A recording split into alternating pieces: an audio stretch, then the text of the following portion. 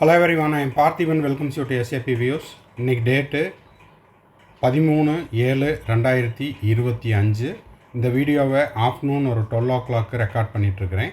இப்போ பார்த்தீங்கன்னா MCC counselling schedule நேற்று ரிலீஸ் பண்ணிட்டாங்க. ஆல் இண்டியா கோட்டாக்கும் ஸ்டேட் கோட்டாக்கும். இப்போது ரெஜிஸ்ட்ரேஷன் எப்படி பண்ணணும், சாய்ஸ் ஃபில்லிங் எப்படி பண்ணணும் அப்படின்னு ஒரு சாம்பிள் டெமோ வீடியோ தான் இதில் நம்ம பார்க்க போகிறோம். இந்த வீடியோ மேக் பண்ணுறதுக்கு நம்ம 2024 ப்ராஸ்பெக்டஸையும் 2024 ஸ்டூடெண்ட்ஸ்க்கு நம்ம அப்ளை பண்ணி கொடுத்த அந்த சாம்பிளை தான் எடுத்துருக்குறோம். 2025க்கு இன்னமும் ரெஜிஸ்ட்ரேஷன் ஓப்பன் ஆகவில்லை. ஓகேங்களா? ஒன்ஸ் 2025க்கான ஆன்லைன் ரெஜிஸ்ட்ரேஷன் ஓப்பன் ஆன உடனே அதையும் நம்ம டெமோ வீடியோவை போஸ்ட் பண்ணிடுறோம். ஆல்மோஸ்ட் 2024 எப்படி இருந்துச்சோ அதே மாதிரி தான் 2025லேயும் இருக்கும். இந்த வீடியோ உங்களுக்கு உதவிகரமாக இருக்கும் அப்படின்னு நினைக்கிறேன்.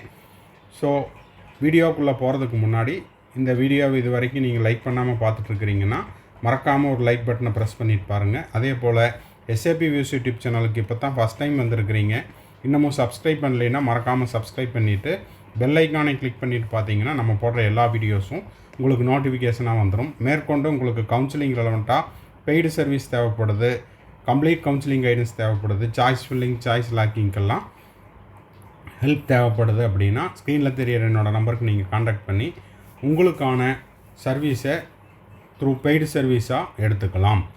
1-to-1 கைடன்ஸ் தேவைப்பட்டாலும், கம்ப்ளீட் கவுன்சிலிங் கைடன்ஸ் தேவைப்பட்டாலும் இந்த நம்பருக்கு நீங்கள் காண்டாக்ட் பண்ணலாம். இப்போ வாங்க, ஆல் இண்டியா கோட்டாக்கு 2024 எந்த மாதிரி ரெஜிஸ்டர் பண்ணோம், எப்படி சாய்ஸ் ஃபில் பண்ணோம், எப்படி சாய்ஸ் லாக் பண்ணோம் அப்படிங்கிறத ப்ரூஃபோடு நம்ம பார்க்கலாம். இப்போது ஃபஸ்ட்டு நம்ம செய்ய வேண்டியது 2025 ஷெட்யூலை பார்த்துடலாம்.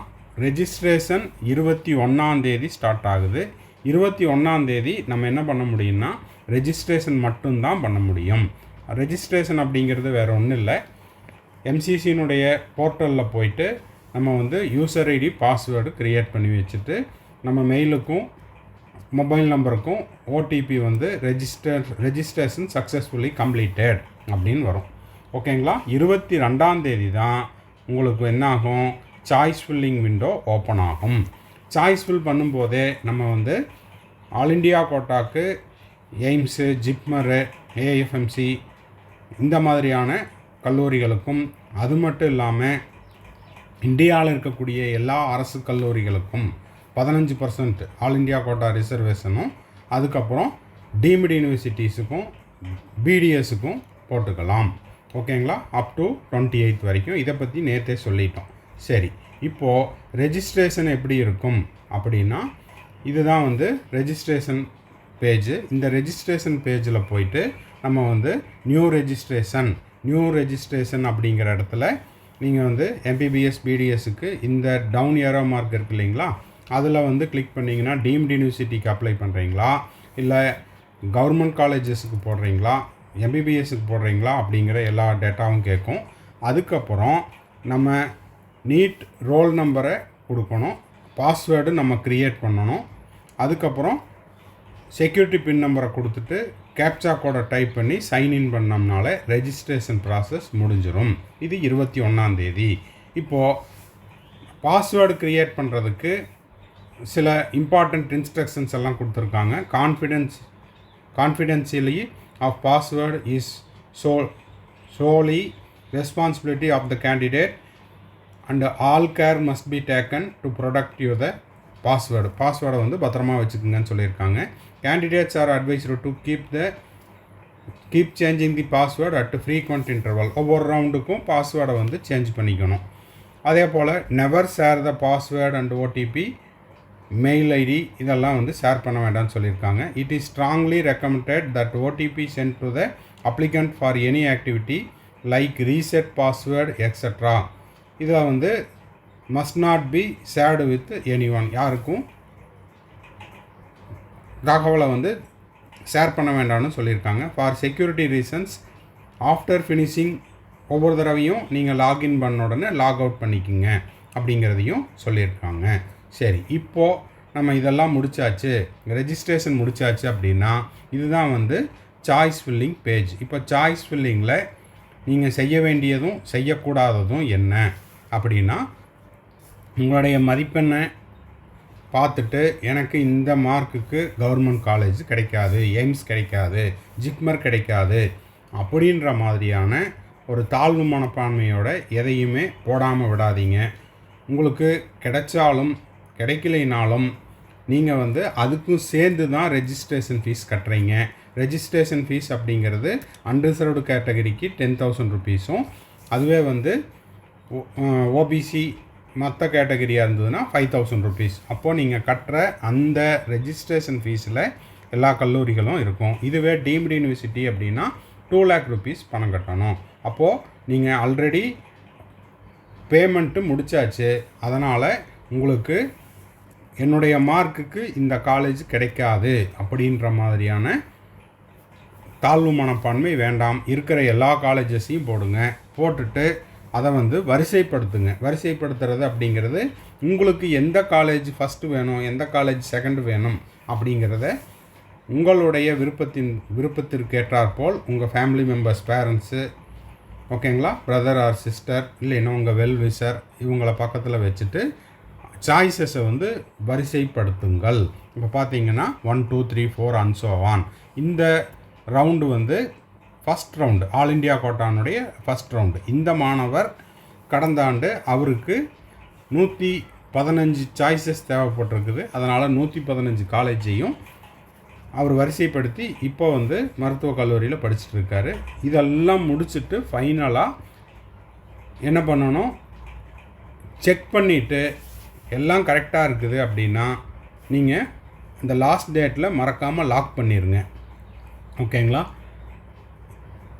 அடுத்த விஷயம், இதெல்லாம் முடிச்சாச்சு, இப்போ வந்து எத்தனை சாய்ஸஸ் வேணுமோ அதெல்லாம் போட்டாச்சு அப்படின்னா நம்ம வந்து என்ன பண்ணணும், இந்த மாதிரி சாய்ஸ் லாக்கிங் கம்ப்ளீட்டட் அப்படின்னு ஒரு பேஜ் இருக்கும். அதையும் நீங்கள் என்ன பண்ணிடணும், லாக்டு அப்படின்னு அந்த டேட்டில் தான் சாய்ஸ் லாக் பண்ண முடியும். இதை இன்னும் கொஞ்சம் பெருசு பண்ணிடலாம். இங்கே பார்த்தீங்கன்னா தெரியும், சாய்ஸஸ் லாக்டு. ஓகேங்களா. இப்போது இதில் பார்த்தீங்கன்னா இந்த மாணவர், இது வந்து வேறொரு கேண்டிடேட்னுடையது. இவர் வந்து கவர்மெண்ட் காலேஜ் ஒரு 2ம், அதுக்கப்புறம் பார்த்தீங்கன்னா டீம்டு யூனிவர்சிட்டிஸ் என்னென்ன வேணுமோ அவருடைய பட்ஜெட்டுக்கு, அவருடைய ஃபீஸ் ஸ்ட்ரக்சருக்கு எதெல்லாம் அவருக்கு சூட் ஆகுதோ அந்த காலேஜை போட்டிருக்காங்க. இந்த மாணவருக்கும் இப்போது மருத்துவக் கல்லூரி கிடச்சி இவர் வந்து இப்போது ஃபஸ்ட் இயர் MBBS படிச்சுட்ருக்காரு. ஓகேங்களா. இப்போ இதில் பார்த்தீங்கன்னா இந்த பிடிஎஃப்பை நீங்கள் டவுன்லோட் பண்ணுறதுக்கு முன்னாடி உங்களுடைய நீட் ரோல் நம்பர் வந்துடும், உங்களுடைய நேம் வந்துடும். ஓகேங்களா. நேம் ஆஃப் த கேண்டிடேட்டு, அதுக்கப்புறம் உங்களுடைய ரோல் நம்பரு, என்ன கேட்டகரி, ஜெண்டர், அதுக்கு எல்லாமே இதில் இருக்கும். அதை ஒன்ஸ் செக் பண்ணிவிட்டு அதுக்கப்புறம் லாக் பண்ணுங்கள்.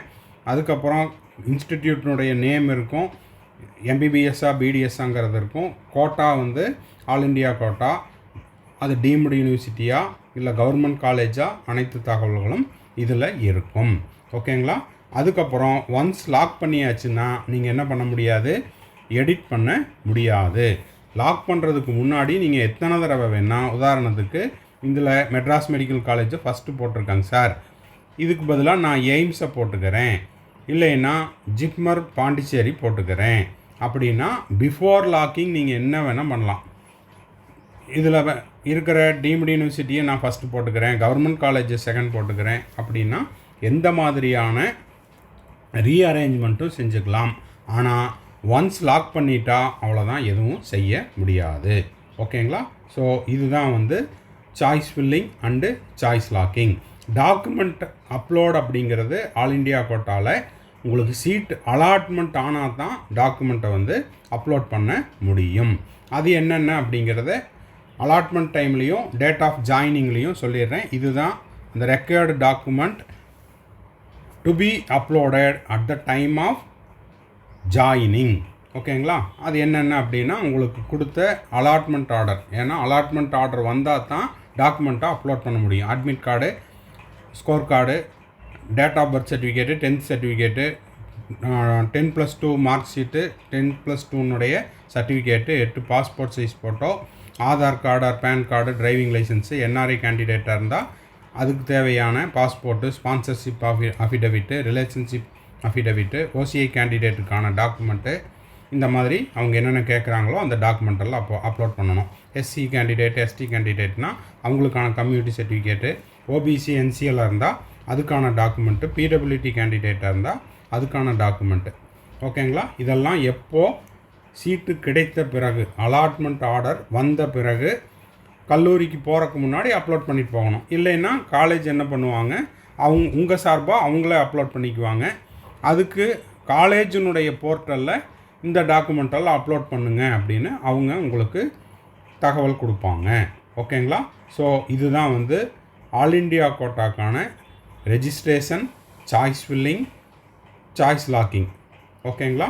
இது வந்து 2024 அடிப்படையில் இந்த வீடியோ மேக் பண்ணியிருக்கிறோம்.